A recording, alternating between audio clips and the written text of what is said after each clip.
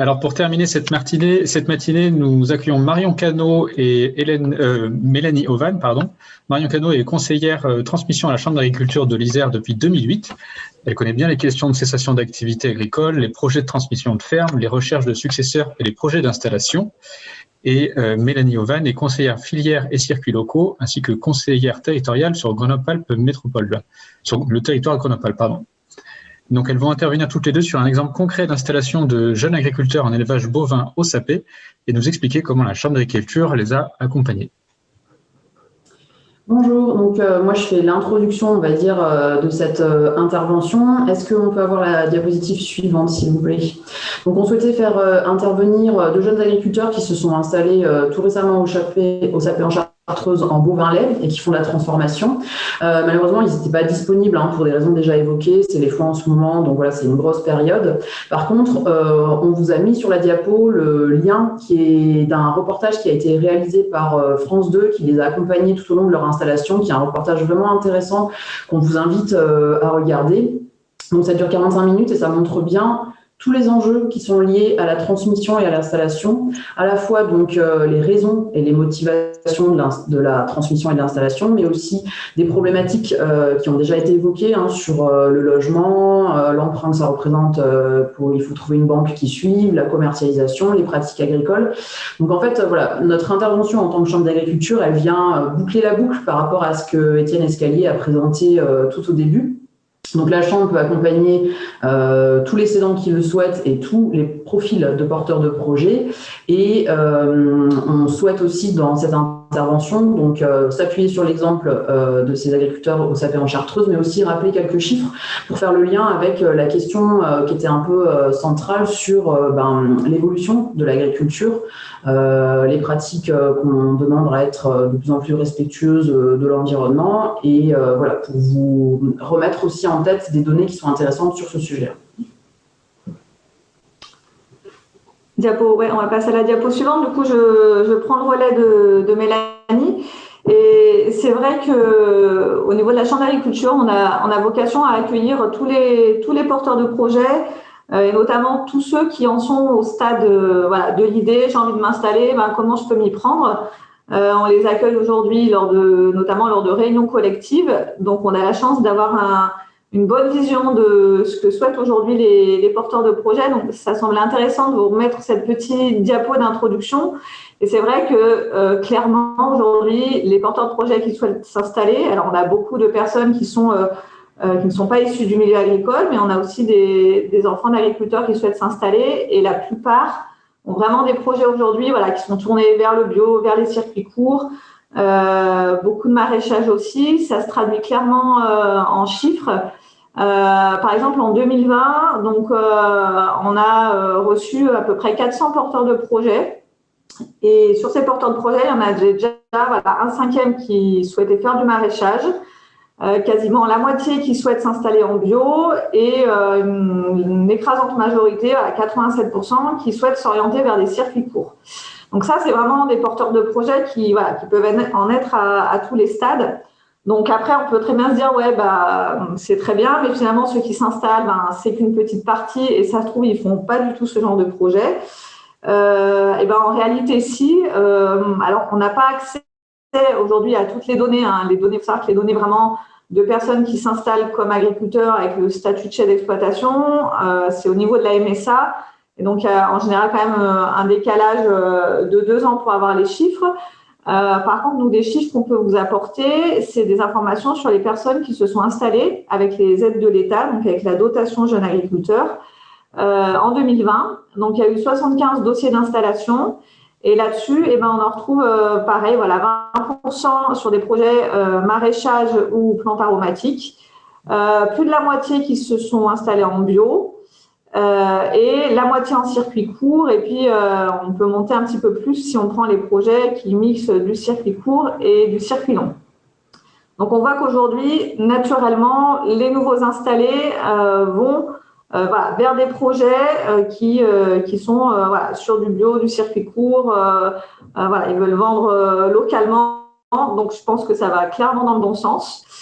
Et finalement, aujourd'hui, l'enjeu qu'on a et la problématique qu'on a, c'est plutôt d'arriver à trouver des offres de foncier et des cédants qui sont prêts à transmettre à ces jeunes-là.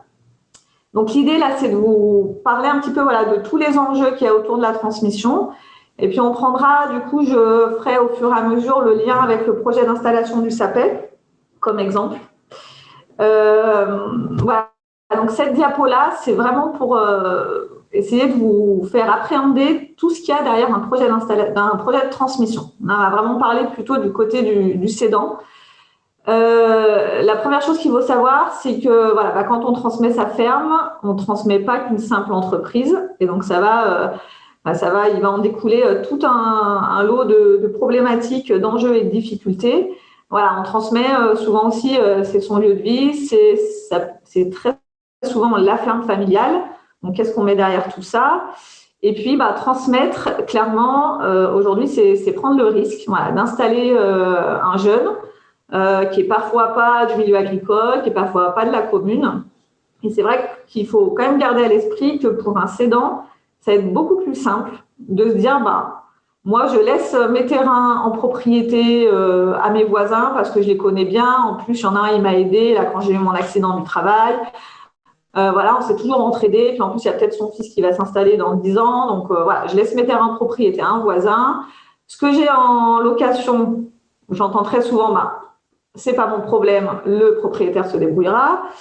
Mon bâtiment, c'est un vieux bâtiment, en plus c'est d'encore de ferme, donc c'est pas reprenable par un jeune, c'est pas aux normes, donc je vais le garder, puis j'y mettrai mon matériel, donc je le transformerai en logement. Et puis ma maison, de toute façon, moi j'habite là depuis X générations, je me vois pas bouger, donc je vais rester sur place. Voilà, ça on va dire que c'est le schéma finalement classique et le plus simple. Donc après, quand un exploitant, il fait le choix de transmettre, c'est vraiment aussi. Étienne a dû parler, l'intitulé, c'était le parcours du combattant, du porteur de projet, mais on peut aussi avoir, il y a également le parcours du combattant, du futur cédant. Parce que du coup, il va falloir se poser beaucoup de questions par rapport à un projet de transmission. Va déjà falloir se poser la question de quand est-ce que je pars à la retraite, ou que je m'arrête. Il faut savoir, notamment le cas du SAPEI, c'est une personne qui n'était pas encore en âge de la retraite, mais qui a fait le choix d'arrêter pour des raisons de santé. Mais il va falloir se poser la question quand est-ce qu'on arrête? Est-ce que j'arrête dès que je peux? Est-ce que je tire un peu plus pour augmenter le montant de ma retraite, qui est quand même pas énorme? Il peut y avoir aussi des stratégies fiscales, des délais administratifs. Souvent, on veut arrêter à la fin de l'année pour pas repartir sur des cotisations MSA, etc. Et puis après, je passe en dessous pour faire le lien avec le SAPEI. Va falloir se poser la question de pourquoi, quelles sont les raisons qui vont me pousser à arrêter, à transmettre. Donc souvent c'est la retraite, mais pas que. Ça peut être une reconversion professionnelle, des soucis de santé. Donc comme c'était le cas au SAPEI, il y a eu du burn-out plus des soucis de santé physique. Donc là il y avait aussi une certaine urgence dans le délai à arrêter dès que possible. Et puis, quand on réfléchit aux causes et aux raisons de l'arrêt d'activité, faut se poser aussi la question de pourquoi l'agriculteur il veut prendre sa retraite. Parce que derrière, il y a tout l'enjeu du projet de retraite. Il faut savoir que si on veut qu'un projet de transmission se passe bien, il faut que le cédant il ait déjà réfléchi, qu'il se soit projeté sur son projet de retraite, sur la place qu'il veut avoir sur la ferme. C'est vraiment stratégique et hyper important. Et nous, ça y est, maintenant, on l'intègre dans nos formations cédants, cet aspect humain et ce projet de retraite, on en fait une place centrale. Une fois qu'on a identifié les raisons de l'arrêt d'activité et potentiellement de la retraite, il faut aussi se poser la question du pourquoi. Dans quel but et quelles sont les motivations? Pourquoi je vais faire le choix de transmettre au lieu que ça parte à l'agrandissement? Donc, il peut y avoir plusieurs raisons, que ce soit valoriser financièrement son outil de production, une vraie volonté d'aider des jeunes. Quand on est passé, des fois aussi, on a des personnes qui sont installées déjà hors cadre familial la génération précédente et qui vont vouloir faire le choix d'aider un jeune voilà, plutôt qu'un autre. Je ne sais pas si Françoise Trémaud est encore connectée, mais peut-être qu'elle se retrouvera là-dedans. Et puis aussi, il peut y avoir la volonté, voilà, l'envie de transmettre un outil qu'on a monté soi-même et qui fonctionne. Et voilà, on veut le transmettre plutôt que de le laisser aux voisins. Donc là, il y avait un peu de plusieurs raisons dans le cas du SAPEI. Il y avait la volonté de transmettre un outil aujourd'hui qui fonctionne à des jeunes. Et puis, voilà, notamment la vente du bâtiment, de valoriser aussi quand même son outil de travail. Après, il va falloir se poser la question. Si je peux revenir sur voilà, il y a toutes les notions aussi. Je ne vais pas rentrer dans le détail, mais sur combien et à quelle valeur on va transmettre son outil. C'est un gros point stratégique aussi. Il va falloir qu'on fasse le choix de savoir si on veut vendre, si on veut louer, si on veut donner. Après, c'est important aussi le contexte et l'endroit où on transmet. Quel est le contexte foncier? Alors, notamment au SAPEI, on avait un contexte particulier où il y avait beaucoup de mise à disposition précaires, en fait, des propriétaires. Donc là, il y a eu un gros travail du cédant et des porteurs de projets pour aller toquer à la porte de tous les propriétaires et voir ceux qui étaient prêts à suivre ou pas. Et ça me permet de rebondir sur ce qui a été dit avant. C'est vrai qu'il y a un vrai enjeu sur la transmission du foncier en location. Autant sur la vente, on est encadré par la SAFER. Sur la location, c'est beaucoup plus compliqué. Et il y a aussi un rôle stratégique du cédant, d'entretenir de bonnes relations aussi avec ses propriétaires, de faire savoir qu'il veut transmettre à des jeunes en amont, bien en amont, pour que le propriétaire sache que il y a de grandes chances qu'il y a un jeune qui suive plutôt que ça parte au voisin. Alors sur le SAPEI, donc il y avait cette grosse problématique des propriétaires qui ne voulaient pas faire de bail, qui ne voulaient rien signer. Par contre, en face, on avait la chance d'avoir, on va dire, des relations entre agriculteurs qui sont plutôt bonnes. Il y a quand même les agriculteurs s'entendent bien, il y a plutôt de la bienveillance et il n'y a pas eu de pression de la part des autres agriculteurs. Ça a été un gros facteur de réussite. Faut aussi savoir ce qu'on transmet. Qu'est-ce qu'on transmet comme bâtiment, comme foncier, comme cheptel, etc., mais aussi comme savoir-faire, tous les réseaux. Et voilà, un gros enjeu aussi par rapport au logement. C'est vrai qu'on n'a pas toujours un logement disponible dans les projets de transmission. Dans le cas du SAPEI, alors à la base, ils étaient partis sur la location d'un bâtiment communal. La mairie avait un logement communal qu'elle pouvait mettre à disposition des jeunes, donc ça a commencé comme ça. Et puis pendant le projet de transmission, il y a eu le papa en fait du cédant qui est décédé.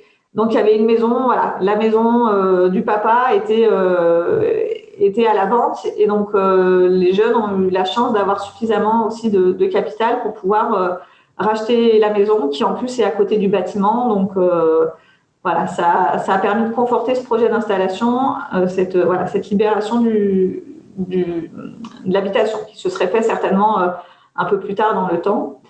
Et puis après, il y a la grosse question de savoir à qui on transmet. Et là, il peut y avoir tout un panel de types de porteurs de projets. Est-ce qu'on va jusqu'à installer, faire le choix d'installer des jeunes qui ne sont pas de la commune, qui ne sont pas du milieu agricole? Est-ce qu'on veut quelqu'un, au contraire, qui soit plutôt déjà fils d'agriculteur ou qui ait une solide formation?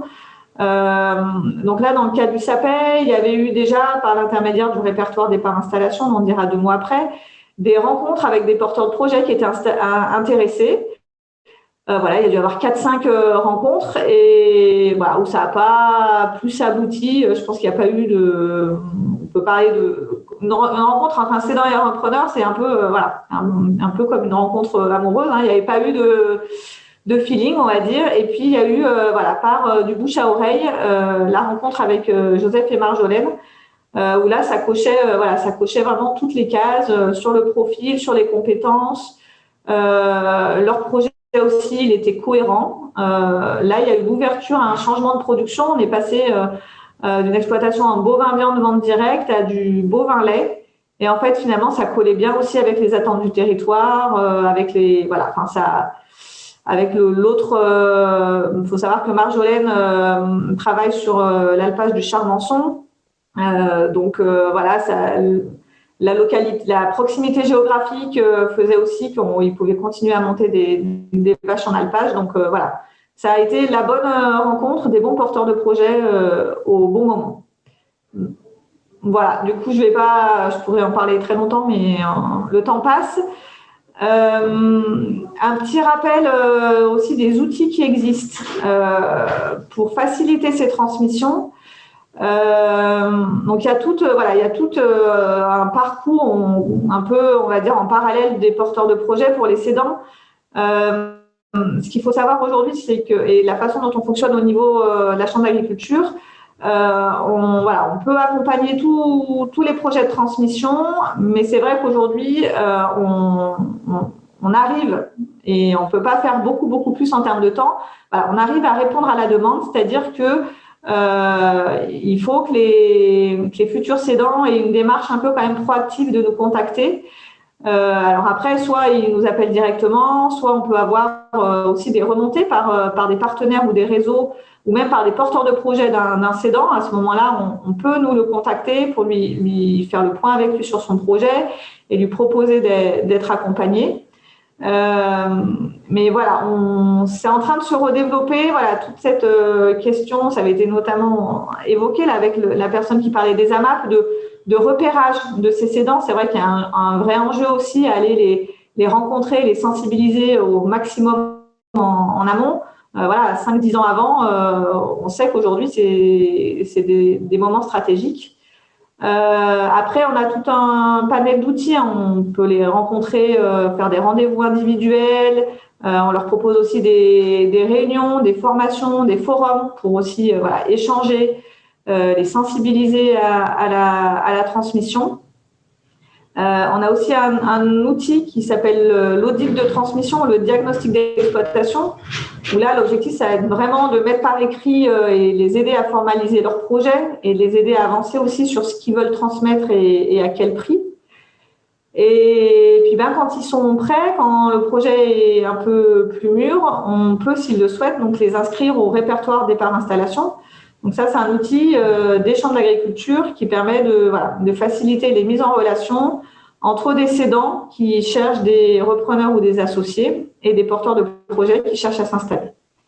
Et puis, il existe également un outil qui s'appelle le stage test. Le but, c'est de préparer le projet de transmission ou d'association. Et c'est d'inciter les jeunes à passer une longue période quand même de stage sur la ferme qu'ils veulent reprendre. Et ça va permettre de tester l'entente avec le cédant, parce que même si on ne s'associe pas avec, il faut quand même que les choses se passent bien. Alors quand on parle d'association, là c'est plus optionnel, même si rien n'est écrit comme obligatoire, mais c'est vrai qu'il faut absolument qu'il y ait une période de test entre associés. Donc ça peut aller jusqu'à 15 mois. Et du coup, le porteur de projet est en stage sur la ferme qui souhaite reprendre ou avec laquelle il souhaite s'associer. Donc, on voit qu'au niveau du répertoire et du stage test, c'est là où le lien se fait concrètement, même s'il se fait bien avant entre un cédant et un repreneur, et il se fait également bien après. Mais il y a ces deux outils-là qui existent pour formaliser les choses. Donc on va dire 180 à 200 contacts par an au niveau de la Chambre d'agriculture, de futurs cédants, aussi de plus en plus des fois de propriétaires qui ont des propriétés qui souhaitent mettre à disposition de jeunes pour s'installer.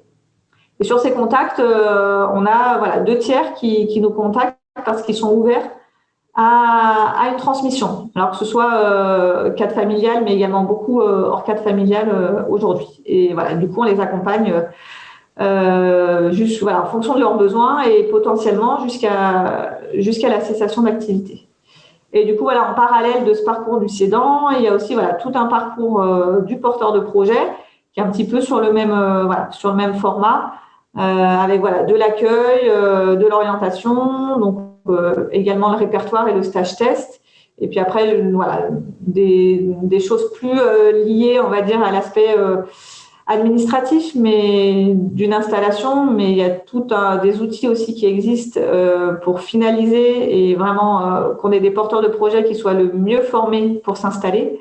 Et puis, bien sûr, ils peuvent être accompagnés pour faire des études de faisabilité, pour vérifier la viabilité et la faisabilité de leur projet.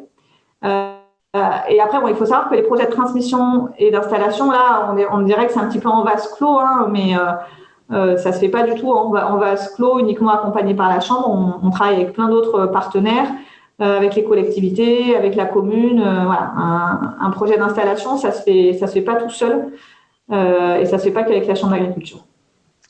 Voilà. Je pense que le timing est... Oui, c'est parfait. Voilà. Et juste pour info, je ne sais pas si vous transmettez les diaporamas, mais voilà, les coordonnées de toute l'équipe. Si vous avez des questions, si vous avez un cédant en tête ou quoi que ce soit, pas hésiter à nous solliciter si vous pensez qu'on peut intervenir. Oui, et donc le diaporama sera bien transmis, il n'y a pas de problème. Je vais arrêter le partage. Et on a une première question d'Arnaud Béguin. Oui, c'était juste donc Arnaud Béguin, en fait, de la monnaie locale du Caire. C'était juste pour poser la question et pour mettre en rapport en fait les chiffres dont vous avez parlé sur les projets de transmission et d'installation avec les pourcentages de circuits courts et d'agriculture biologique et de maraîchage. Et pour savoir c'était quoi le rapport par rapport à la totalité des installations et des transmissions sur le territoire où vous intervenez, pour mettre en parallèle, pour savoir si c'était relatif à toutes les transmissions et installations du territoire ou pas forcément. C'est-à-dire, est-ce qu'il y a des transmissions qui se font pas en circuit court et ce genre de choses? C'était pour savoir, en fait, par exemple, sur les 580 contacts d'installation et les statistiques que vous sortez de 20% en maraîchage, 45% en agriculture biologique, est-ce que c'est relatif, est-ce que ça peut être extrapolé à toutes les installations du territoire d'Isère ou pas forcément? Je pense, sachant que les installations avec des GIA sont assez, je pense, représentatives de ce qui se fait en termes d'installation. Voilà. Ceux qui ne demandent pas la DGA, c'est pas parce qu'ils ne demandent pas la DGA qu'ils s'installent pas en circuit court ou qui s'installent que en circuit long. Je pense que c'est à peu près représentatif. Après, on peut pas avoir de données malheureusement assez précises parce que les seules données qu'on a vraiment pour avoir le nombre d'installations, le nombre de transmissions, c'est la MSA. Et après, la MSA n'a pas de données sur le système de production, savoir s'ils font de la transfo ou pas. Donc, c'est pas évident. Je peux pas donner par exemple, je peux pas vous donner de chiffres précis, donc je préfère pas en donner. Ok, ça marche. Merci pour votre réponse. Je pense que ça reflète quand même à peu près en tout cas la tendance. Voilà. Ok, merci. Merci. Alors, on avait tout à l'heure une question de Caroline Brand pendant l'intervention de la SAFER qui n'était pas forcément adaptée pour Nicolas Agresti, mais peut-être que ça marchera pour la Chambre d'agriculture. Caroline, est-ce que vous êtes toujours là? Est-ce que vous voulez poser votre question? Oui, je suis toujours là. Par contre, attendez, la question, c'est la question par rapport aux pratiques agroécologiques, c'est ça? Oui, c'est ça. Adaptation au changement climatique, oui, c'était une question dans la suite de l'intervention de Lilian Vargas. Et puis du coup, ça fait écho aussi à la présentation qu'on a eue sur Sainte-Marie-d'Alloy, là, sur les deux agriculteurs éleveurs avec exploitation en céréalière, production de maïs. Je me demandais s'il y avait des réflexions qui étaient en cours sur les relations, sur le développement de relations entre les exploitations qui sont présentes sur le grand territoire, on va dire, du PAIT, et même peut-être plus largement, sur les relations entre les exploitations et notamment pour la nourriture du bétail. Donc un peu dans une perspective de circularité en fait des exploitations agricoles. Dans une perspective polyculture-élevage, mais avec des complémentarités qui seraient pensées à l'échelle territoriale entre les diverses exploitations spécialisées sur le territoire. Donc, notamment sur le lien montagne-vallée, par exemple.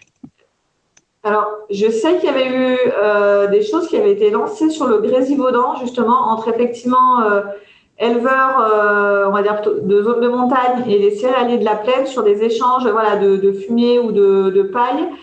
Alors, je sais qu'il y a eu quelque chose de fait. Je suis pas sûre que ça ait vraiment pris et abouti. Après, je sais pas, non, Violaine n'est pas là. Jolène Salem. Je suis là. Ah, voilà. Oui, en effet, c'était il y a 5-6 ans, on avait identifié en fait l'offre et la demande, l'offre en effluents lisiers d'élevage et la demande notamment pour des maraîchers et des viticulteurs à leurs besoins. Et en fait, la difficulté à laquelle on a été confronté, c'est que globalement les éleveurs sont en montagne et les besoins sont en plaine et que le transport de ces matières est un peu compliqué. Et donc, ça s'est un peu arrêté là. Il y a eu une expérimentation entre un éleveur de montagne et un maraîcher, voilà, et qui est a priori toujours en cours d'ailleurs, un échange entre des effluents d'élevage qui sont compostés sur une ferme maraîchère et en échange, en fait, la ferme maraîchère vend la viande bio de l'éleveur. Voilà. Mais c'est vrai que c'est pas évident en fait à mener comme réflexion. Et sur l'aspect nourriture en fait pour le bétail, notamment, enfin voilà, toutes les. Je crois qu'il y a Lilian Vargas qui voudrait compléter. Ouais, en fait, ça fait partie des préoccupations que nous avons, notamment par rapport au maintien de l'élevage sur nos coteaux, où il y a un véritable enjeu à la fois paysager, gestion d'espace, gestion de la fréquentation aussi, etc. Et par exemple, sur le projet de Mélan, dans la part de terrain qu'on a réservée pour du complément d'exploitation, on pense en priorité aussi à ces exploitations de coteaux qui ont parfois perdu des espaces pour faire des stocks fourragers ou de la protéine. Et du coup, dans le projet Mélan, il y a la volonté de leur réserver des surfaces pour pouvoir équilibrer leur approvisionnement de troupeaux.